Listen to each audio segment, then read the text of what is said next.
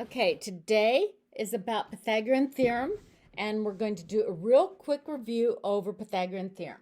So, Pythagorean theorem only works on right triangles. And if I know two sides out of three sides, I can always find the third. So in this case, one leg is labeled 3, one is labeled 4, and the hypotenuse is x. So 3 or 4 are the a squared plus b squared. I could have written 4 squared plus 3 squared or 3 squared plus 4 squared, but I have to put x in the place of c. The hypotenuse always goes in the place of c. So then you do the squaring. 9 plus 16 equals x squared. 9 plus 16, 25 equals x squared. Last step, opposite of square is square root. 5 equals x. That is known as a Pythagorean triple, 3, 4, 5.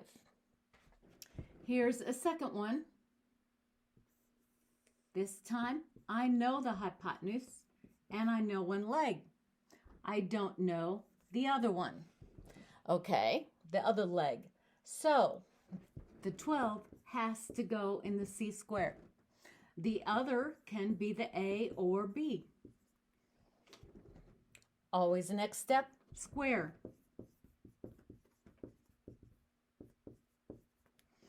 Okay, in this type, I don't add them together. They're not on the same side. I have to get rid of the 100.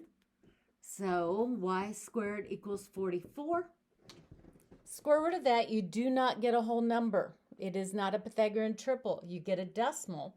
So let's walk through this. Make your prime factor tree. 4 times 11 equals 44. 11 is a prime, so I stop. 2 times 2. Those are primes. I have a pair of 2's, 1, 11. 2 square root of 11 equals y. I also want to look at a different type. If not only is it a right angle, but it's an isosceles right angle, then whatever one side is, one leg is, the other leg is, and I'd want to find the hypotenuse. So 3 squared plus 3 squared equals c squared. Because I have the legs, I don't have the hypotenuse. 9 plus 9 equals c squared. 18 equals c squared. Don't get a whole number. So 2 times 9, 3 times 3, 3 square root of 2. In a traditional class, I give you each a different number. 4, 5, 6.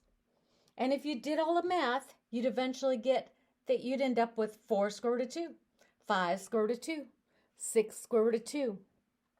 Because leg times square root of 2 always is the hypotenuse in an right isosceles triangle. Or another way to call this, if this uses up 90, 180 degrees in every triangle. Sides are different than angles, but there's 180 degrees.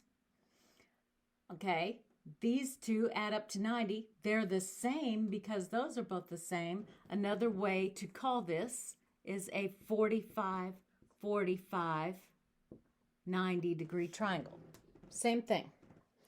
So the next I'll do is a paper for your notes. So you might want to put the paper on your desktop and follow me through with me on the notes.